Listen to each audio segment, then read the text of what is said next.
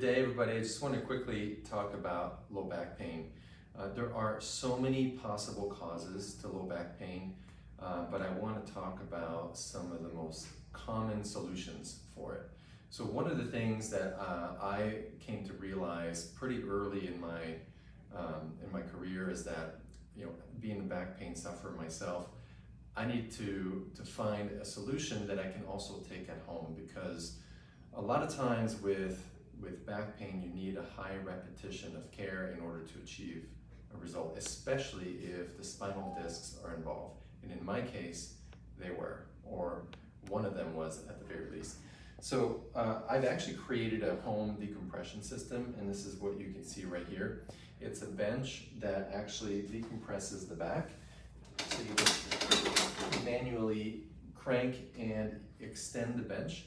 And we have a belting system that allows to basically concentrate the decompression on the lower back.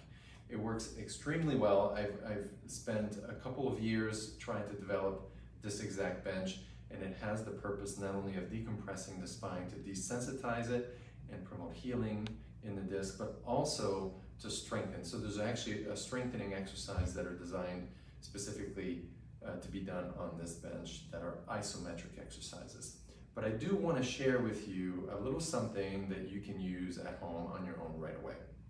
There are three primary muscles that attach in the pelvis and lower back that I often work on to relieve back pain, and it works the majority of the time if you do it right. So the very first muscle is called the iliacus muscle, and it runs along with another muscle called the psoas muscle. And the way that you reach it is just inside that hip bone that you have on the front here. So if you just reach inside that bone there and you press down and in, or in right along the ridge or inside the ridge of that bone, it's got to be really tender. And so a lot of times what I do in order to do this properly is doing it laying down with your legs up. So you can actually either prop your legs up like this or let them rest on something, and you can actually dig in right there. It's a lot harder to do it to yourself, but it's definitely possible if you're able to relax. And you'll feel like this muscle right here, as I'm grabbing it just like this, it's very tender. And then there's two other muscles.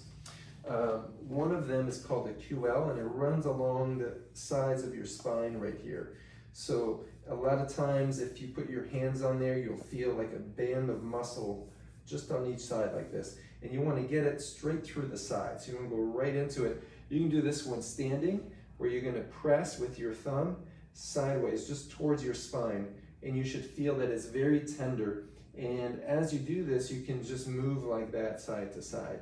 For any of these kinds of trigger point release techniques, you want to hold at least 10 seconds, but up to 1 minute. And then lastly, this one's a lot harder to do on your own, but it's the piriformis muscle that's right inside here. So if you were to do it to yourself, you would use your thumb and press straight in, and you can even move your leg in and out, rotating your foot in and out like that as you hold it at least 10 seconds, but up to 60 seconds on the side of pain. So I hope that this was helpful, and please visit our website, inhomespinecare.com, inhomespinecare.com, if you're interested to look into our home decompression system. We are taking pre-orders at this time, and they will ship out very early in 2025.